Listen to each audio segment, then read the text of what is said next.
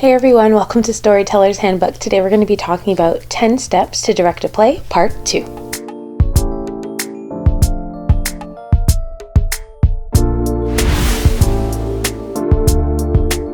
So we are well on our way for you to produce your play. We are on step 6, which is rehearsal. Scheduling rehearsals and how to schedule rehearsals is a whole big thing on its own. If I have scene 1, 6, and 8, with these two actors, I'm not going to have everybody come and do scene 1, 2, and 3, and then actor 1 and 2 are in scene 1 and sitting around for the rest of the time watching somebody else act. No, I will rehearse scene 1, 6, and 8 on that day and only call actor 1 and actor 2. So that way you make the most of your time, you make the most of your actor's time. And so much like on a film set, that the scenes are shot and filmed out of order according to the location of where they are, and they'll shoot, if they're on location, they'll shoot all the scenes, all of the footage that they need in that location on that day and cut it up later. That's the same thing you're going to do if you want to be effective as a theater director. You need a location to rehearse, and you need to pick this location, as we've already mentioned earlier on, so all your actors and your team know exactly where they're going to be for the bulk of the time they're going to be together working on this project. Your location needs to be safe, clean, access to a bathroom, to adequate lighting and adequate room to move, especially if you're doing something like a musical. Adequate flooring. Dancers cannot dance on concrete. They need somewhere where they can sit when they're not acting. They need a place where they can warm up a lunch if it's a longer rehearsal, or possibly access to a fridge. You also have to think about feet. I've had actors who like to work in socks, who like to work barefoot. If this is the case, one, you need to make sure your floor is safe for that. You can't have actors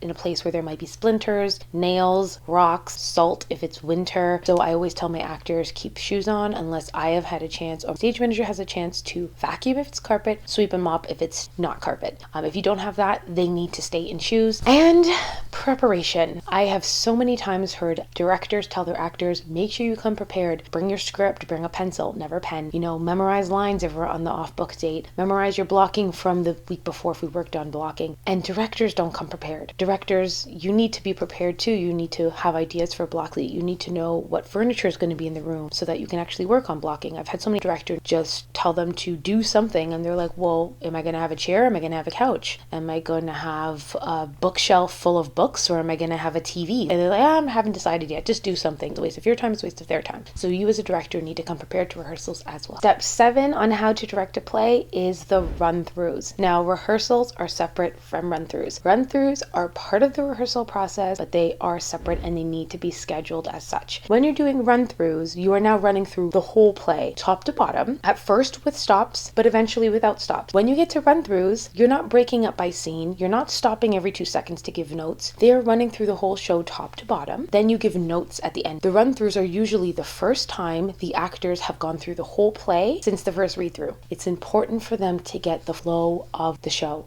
Directors, you have to discipline yourself to not stop your actors. They need this time to go through the whole play and feel the ebbs and flow of the show. You need to focus on the big picture and the arc of the show, the arc of each act. And you should have at least 6 times where you have a rehearsal, 3 to 4 hours or more, where you just run through the whole show. Then you take half an hour, you give notes, you discuss, you do whatever, give everyone a 15-minute break, back to the top, run it through again, give notes.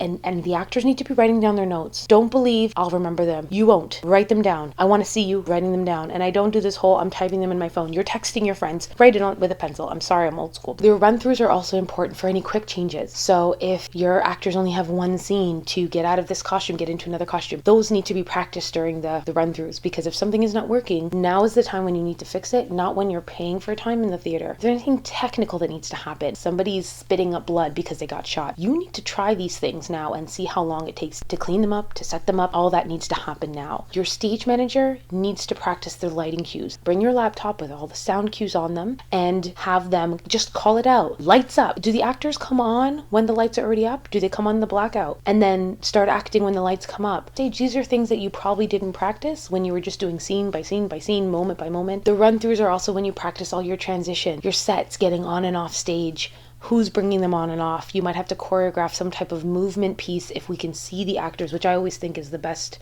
option. I'm not a fan of blackout. We're sitting in black for 45 seconds, sometimes up to 3 minutes. I've seen that you need to rehearse your transitions as part of your run through time. The run through rehearsal may also be when you rehearse your curtain call, and you also have to rehearse your presets, how your stage is going to be set before everyone comes on, and then at the end, how it goes back to the beginning again if you're doing more than one show. This is why I suggest allotting 1 to 2 weeks just for run throughs. And if you're not able to do that, you need to add more rehearsal time. You do not want to use the time you're paying for in the theater to work on these things. The time in the theater is for something else. So run through week, run through 2 weeks, run through 3 weeks. Very important. Do not forget to schedule them. They are essential. Another important part during the rehearsal process is selling tickets. Now you have your cast. Now you're well on your way. You want to start selling tickets during the rehearsals. So rehearsals is when you can take little video clips and little pictures of your actors in motion. And so that's a great way to add to your publicity, basically for free, is taking pictures of your rehearsal process, taking videos of your rehearsal process. You can do, at the end of each rehearsal, you can do a little casual interview with actors. Hey, how is the rehearsal process going for you? Tell us about your character. Tell us what you're most excited about the show. Little things like that. Step 8 is Tech Week. I love Tech Week. It's so exciting when you're finally in the theater, in the space where you're going to be performing. Now, it's called Tech Week. It may last for you 1 day, 2 days. It may last for you 1 week, 2 weeks, 3 weeks, depending on your size of your production. That will determine your tech time, but we just call it Tech Week. Now, for Tech Week, the director works closely with the stage manager. Up until this point, the director has been in charge. They're the head honcho. The stage manager is merely communicating with the actors, making sure everyone stays on time and stays on task. Once you move into the theater, stage manager is running the show with the advice and the vision of the director. Now we're in the stage manager's house. The stage manager is now directing the ship. They've got their pilot hat on. They are flying the plane, and they are constantly consulting the director. The director is telling the stage manager what they need done, but the stage manager is the voice that's guiding everyone through this process, okay? And this is why you need a strong stage manager. So step 1 for Tech Week is load in. Load in is when you bring everything that you need into the theater. Step 2 for Tech Week is level set. Now you are setting your levels. Now this is mainly with the light and with the sound. Step 3 of Tech Week is cue to cue. You're doing each cue and then jumping to the next cue. Step 4 in the Tech Week process is tech rehearsal. And as you can imagine by the name, it is a rehearsal where you're focused on the tech. We're now at step 5 in your Tech Week journey, which is dress rehearsal. Now for many of you, this will be your final step. And dress rehearsal, as many of you know, is you're pretending it's the real thing. So step 6 in your Tech Week journey would be an open dress or invited dress or a preview. Step 9 is show week. Now your performance may be 1 day, 1 week, 10 weeks, but we just call it show week. It is your time for your actors to perform and for you to show the world what you've been working on. Typical rule of thumb is the last dress rehearsal is the last time the director gives any note to the actors, to the crew. Some directors will give notes after the opening night. It's completely up to you. I always give notes. The last time I give notes is at my last dress rehearsal, but absolutely after opening night, you should not still be giving your actors notes. Your actors may come to you and ask for your opinion. Try to keep it positive. Try to keep it light. At this point, the show is what it is. There's no other rehearsals to improve anything, so there's no point in dogging your actors, putting them down. Try and be positive about it. I'm an advocate for the directors sitting in the audience and watching their performances and enjoying them. Some directors like to be backstage and working with the stage manager. And train your crew well. Use your time well. Get as many volunteers as you can and sit back and relax and enjoy. Now, if you have to be there, you have to be there. If you're a director and you're in the show, that's happened to me before. If you don't have a choice, you don't have a choice. I've had an actor drop out the week before the show and I had to jump in. You don't have a choice. But if you can, it's so fulfilling to sit back and relax and enjoy the show. Like I said, as of Tech Week and going forward, the show belongs to the stage manager. If there's any major notes I need to give to the actors or to the tech crew, stage manager will give it. You focus on greeting your audience when they come in, welcoming people to the show, finding out what they thought. Enjoy going backstage to the actors and telling them you're proud of them.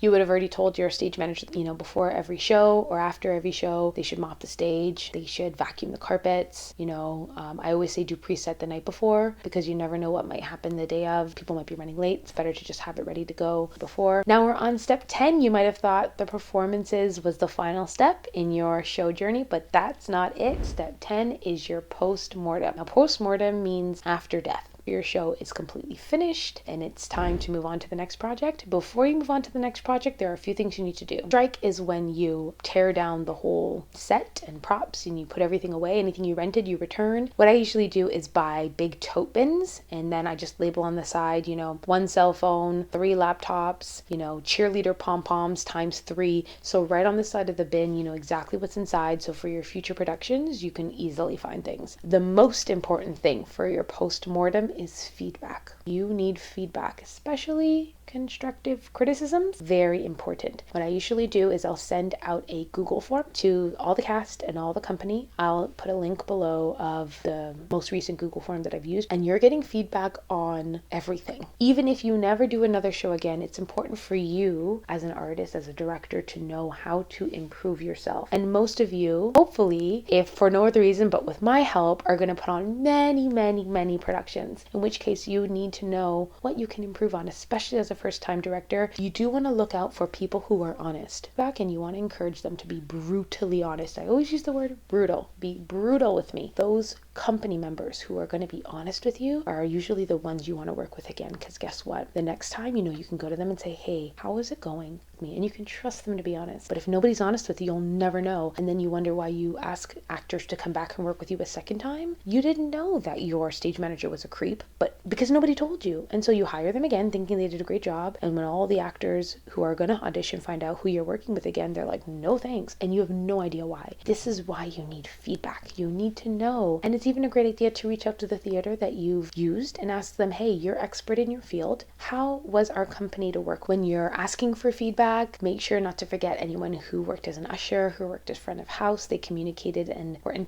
direct contact with your guests, and they might have feedback from the guests. The other thing you could do for postmortem, which is really fun, is have a company party or a cast party, because it's just a fun way for everyone to get together after the fact to say a proper goodbye, a proper thank you, and just celebrate that you've accomplished this thing together. Well, that's it for part 2 of 10 steps you need to direct a play. If you like this content, please consider subscribing, and don't forget to hit that notification bell.